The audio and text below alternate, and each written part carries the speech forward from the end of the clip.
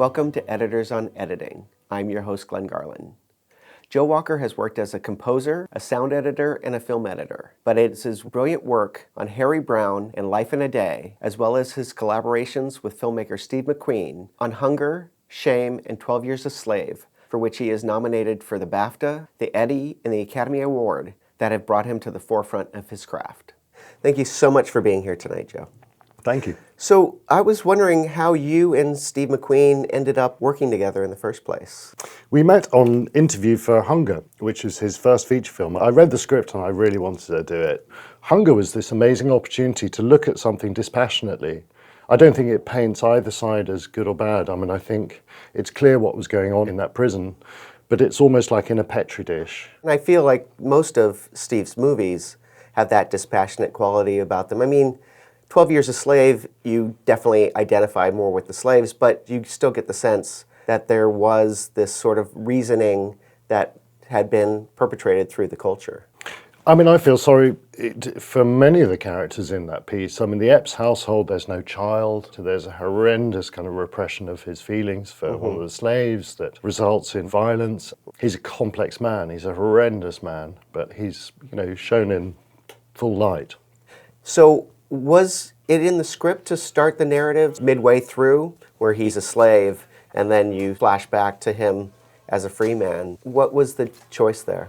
That was like an evolution. There were various pressures that we felt we needed to obey, and one of them was to get to Louisiana more quickly than we did. But there was also an imperative to try and immerse ourselves in the slave experience. And then having decided to sort of change the timeline, seeing some things in the rear view mirror are more effective emotionally than seeing them in a straight line. A good example of that was that Eliza, who loses her children in the slave market. Originally, her backstory, which was that she'd been the master's favorite and she'd borne the master a daughter, she told the story in the slave pen and then they all were packed off into the steamboat and went to Louisiana. And then transplanting that to after the moment where she's dragged much more off. Effective there. And as she leaves, he thinks back to this moment where she told the story and she starts with this huge beaming smile talking about the fine clothes she used to wear. Lots of those decisions, having decided to loosen up the timeline and play it differently, things suddenly started going well. There was a very late one, which was Solomon Waking in Chains, which we always thought would have a kind of incredible, dramatic effective sort of cutting back and forth. You're like him. It's happening ahead of time.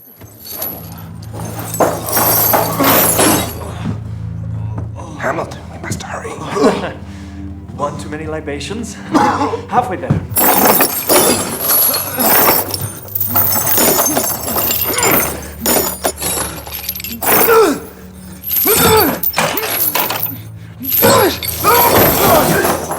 There's a lot of thought also put into all the transitions throughout. Or they say cheers.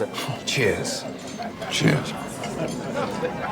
And then it's just such a quiet, intense cut to a close-up of him and you don't know where you are. And then slowly you reveal that he's chained. It's very effective. Nobody will appreciate this, but this is something that keeps me happy. At the beginning of the film, he is in bed with his wife and he leans over and blows the candle out. And the sound of his sleeve rustling that they recorded on set, I used the same sound so that when he woke up in chains, the association, if anybody would pick it up, it would be on some deep level, that he turns up, he turns over in the morning expecting his wife. And then click, he finds the chains. Wow. I felt that with all those quick close-ups when he's stringing his instrument at the very opening. Was the intention of having those close-ups when he destroys the violin to sort of echo back to? Yeah, there's lots of echoes in the film. For example, the masked ball. We had this idea relatively late. We were thinking this is really a time for Solomon to be longing for his family. And we came up with the idea of a very simple pickup, which was him scratching the names on the side of the violin, so that when you cut to him and he has the violin crooked under his neck, we know what he's thinking about. And it echoes that earlier time when he was the maestro.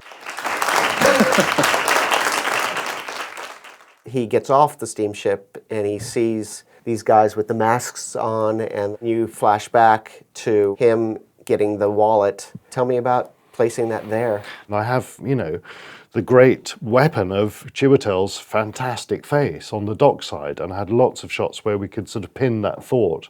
And also, we're on a dusty harbour side, and the wheel that brought us into the shot just felt organic. And one understood how little he'd known or how little he'd imagined of a slave's life. In retrospect, much better than you would do as a first encounter. Sure. Another scene that I thought was incredibly cut together is when Tibbets is singing Yeah. and then you start intercutting. The idea was it of- always going to be intercut with No. those various things? No, not at all. Steve came up with this amazing idea of him singing this taunting song and getting the slaves to clap along. It's a real earworm when you're working on it in the cutting room. You know, it's in your head for days. Because You know, it has this rhythm. It's like, yeah, and It's everyone's catchy, clapping. it's horribly catchy, you know. Yeah, and it almost seems like Solomon, you know, because you keep playing the song Yeah. on his close-up, he's got this ringing in his ears. I am the God of Abraham, the God of Isaac, and the God of Jacob. Precisely, and it meant that a scene that was shot purely as a kind of an establishment of Ford's character, that he'd read the Bible. We ended up sort of colonizing that with this counterpoint, and that there's such a horrendous mismatch.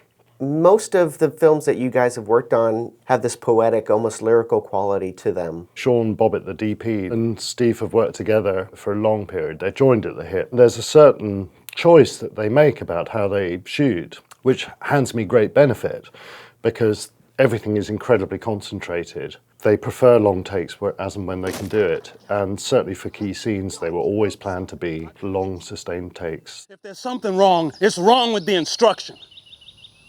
Black bastard. And that's, you know, look, that's the key thing an editor can play with. You know, you play with performance, you play with sound and picture, but you also play with time. I mean, the hanging scene is the big example of that. Nobody is able to cut him down apart from the master, who's away. So he's left to dangle in the mud. Oh, that close-up of his feet in the mud, and then you hold on that wide shot. It's very intense. So he had this idea that the slaves would drift past like ghosts while this poor guy is just dangling. How do you stop it feeling like artistic indulgence to hold on to this shot? You foreshorten time before and after. He's waiting for the people to come and lynch him, and we don't show every step. We don't see the horses arrive all the way. We don't see him being bound. It was shot, but we didn't use it. We compress time, we drag him there, and then when he's strung up, it's happening too fast. So Interesting. So you're ahead. And then that allows the audience to sort of sit on those shots and sort of catch up emotionally. Sound goes quiet. It's just the sound of him trying to catch his breath through a noose, and the sound of his tippy toes on the sticky mud, and then the swells of the cicadas come up and down and rise, and then it becomes a sort of rather beautiful, surreal sequence. There's some children playing just out of the reach of his neck. You compress time before that event, but we also compress time after the event. He's hacked down, and you know, the cut is to a wide shot of Solomon on his back facing away from us in this stately hall. Play things at length and then put a very hard edge on it. So, you know, that cut substitutes the falling on the ground shot that we imagine took place. And we've pushed ahead in time, and he's been told that he's been sold to somebody who's a slave breaker, and then bang, big close-up, contrast from a dark room to a very light shot of Epps, and it's a tracking shot that goes round with his wife in the background, so you sense her, you don't see her because she's going to come out a few moments later and whack somebody with a craft, and then you'll surely know who she is. You know, and it's sort of playing with sharp contrast between very light and very dark. You know, the shot of the embers of his letter cutting to brightness and searing heat. Sun gon' set here. There's a really lovely little cut, which I'll credit Steve for completely, where he's chasing Solomon around. I'll cut your black throat! Master! And there's a brilliant moment where we just go from Solomon, we cut to Epps already running. So they're standoff, and you're expecting when you come back to Epps that he'll start to run. But we actually came with him, you know, 3 steps in. I brought her back just like you. And the effect is, it's this sort of really alarming violence in Sure. the man. And when we put it together, you go, wow, you know, it's suddenly you're It's on very edge. scary. Master out.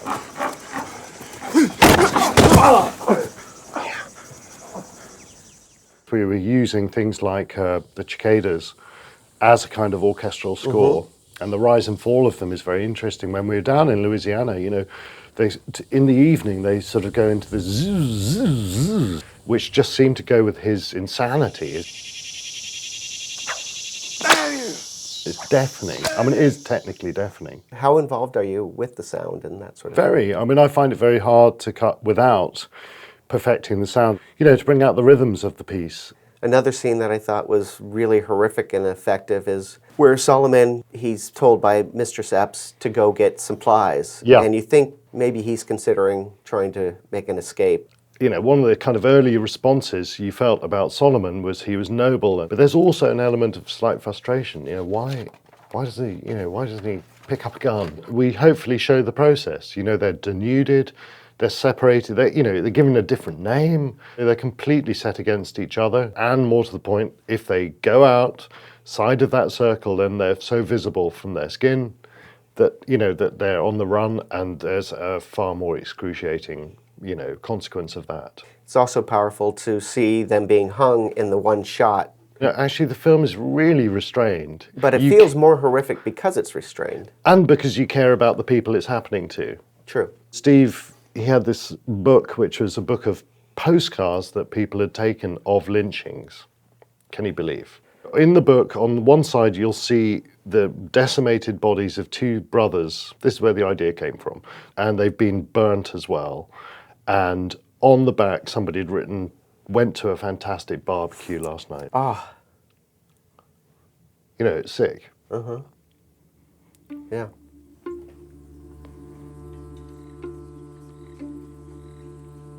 Louisiana's I found it a very ghostly place. I'm not particularly sort of sensitive to that, but I felt it was, there was a tremendous weight of, human cost in that place. Do you think that influenced you while you were editing it? Well, it certainly kind of felt the pressure of telling this story that hasn't been told that many times. Mm-hmm. And just to do the best job that we could. There's a matter-of-factness sometimes about the narrative where nudity is just shown very stark when Patsy gets the bottle thrown at her. Actually, the key ingredient in that sequence is a close-up. You see the sharp edges and the weight of it, and then she throws it. So if you didn't have that, it wouldn't have had so much weight. You wouldn't have gone, ouch. The scene where Epps sleeps with Patsy.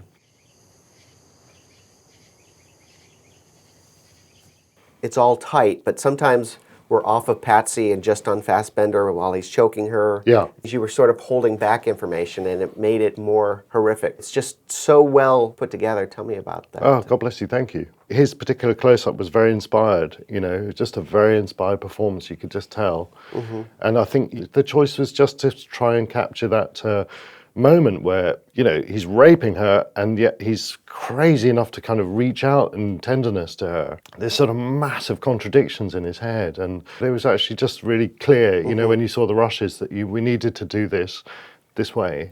What about when Patsy comes to Solomon to take her life? No, I didn't hurry, I didn't hurry. And also there's a disease in editing, which is that you have to see every line in sync, And sometimes hearing the line and seeing it play on another person's face is just so much more powerful, power of reaction. The whole intention is just to invest, allow the audience to invest in the inner life of the characters. Mm-hmm. And you can't do that. I don't think cutting too much. If you're cutting too much in a scene like that, there's almost something in the subconscious that is telling the audience you're not watching a film, you're sort of watching reality. You're just putting a frame around something that really happened, and we're just going to look at it, and we're going to hold it long enough for you to be uncomfortable enough that you want to kind of get up and stop it, And when the cut comes, you've got a choice of whether it's an attack or some release. Well, there's that fantastic scene where Epps comes to Solomon about whether he's writing fancy letters. Well, boy, I understand. I got a learned nigger that writes letters. Tries to get white fellas to mail them. That's classic Stephen Shawn. They intended to shoot it like that, and they shot it like that. And did they shoot close-ups? No. Not in that case. They got it. They knew they got it. And then when you come into the cutting room, it sort of hands you this great benefit. If you're going to avoid cutting, then the cuts are as sharp as a Damascus sword. And with the thread of violence around the corner, it hands me this great benefit that I can be very, very rhythmic. It's the same attitude towards music, which is, if you don't overuse it, it makes a real statement when you do. It's all a lie.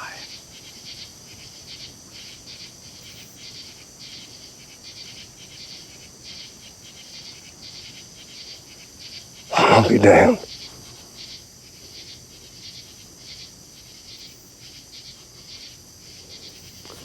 Were he not free and white, Platt? Were he not free and white?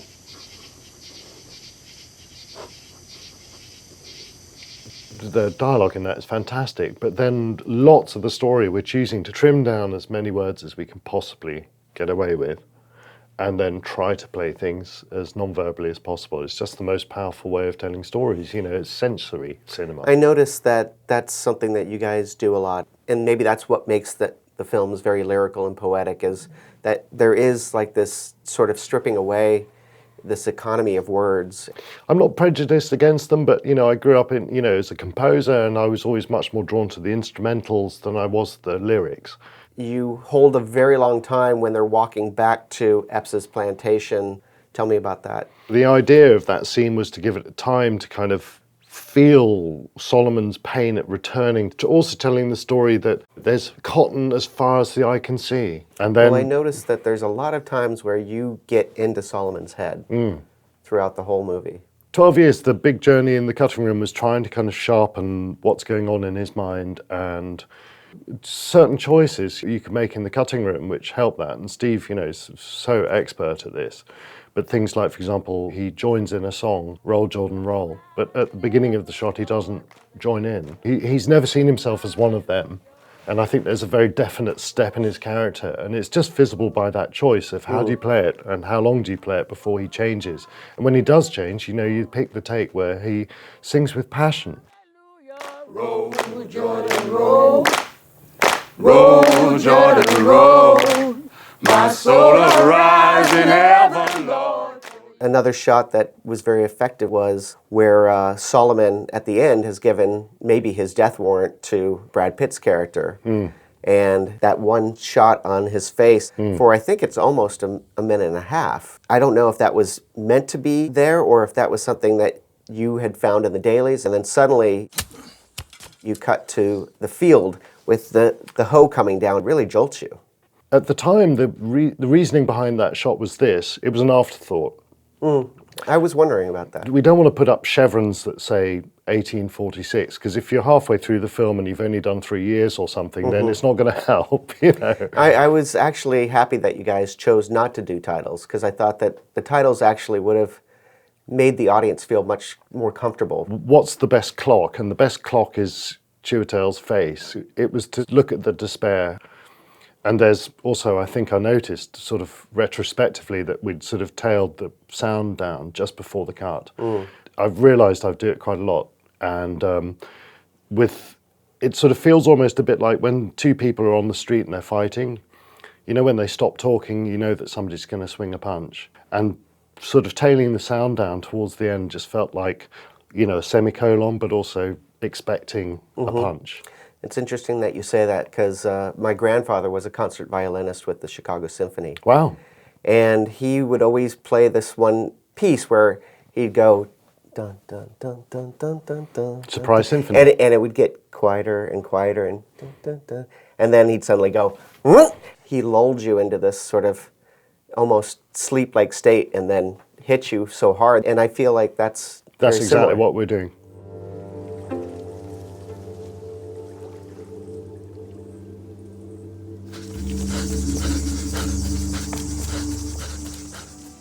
The man who comes back home and says after 12 years, forgive me. You know, just trying to capture that. Every Honest shot of that close-up. sequence tore me up when I saw the dailies. I remember that very, very well. I had to shut the door, you know. Well, thank you so much Great for pleasure. your time. This was fantastic. Nice one, thank you.